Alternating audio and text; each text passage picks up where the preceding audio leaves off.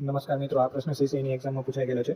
તો આમાં શું છે કે એક વર્ગમાં ટોટલ 94 વિદ્યાર્થીઓ છે. તો 92 વિદ્યાર્થીઓની સરેરાશ આપણે આપી છે કે 74 છે, અને બીજા વિદ્યાર્થીઓની જે બાકીના વિદ્યાર્થીઓ છે તેની સરેરાશ 68 આપેલી છે. તો ટોટલ વિદ્યાર્થીઓની આપણે સરેરાશ શોધવાની છે. તો વિદ્યાર્થી મિત્રો, આ સરેરાશનો પ્રશ્ન છે. તો આમાં શું આપણે કરવાનું પહેલાં કે 52 વિદ્યાર્થીઓની સરેરાશ 74 આપેલી છે. તો આપણે ખબર છે કે સરેરાશ ઇઝ ઇક્વલ્સ ટુ સરવાળો છેદમાં ટોટલ વિદ્યાર્થીઓની સંખ્યા, બરાબર. તો અહીંયા કેટલી આપી છે કે સરેરાશ આપણે આપેલી છે 74 ગુણ્યા સંખ્યા કેટલી આપેલી છે આપણે 52. તો એનો આપણો સરવાળો આપણે મળી ગયો. તો એને આપણે 1 કહીએ.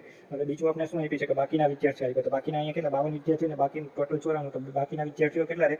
તો આપણે કરીએ તો 42 બાકીના વિદ્યાર્થીઓ રહે. તો બાકીના 42 વિદ્યાર્થીઓ અને એની સરેરાશ કેટલી આપી છે કે 68.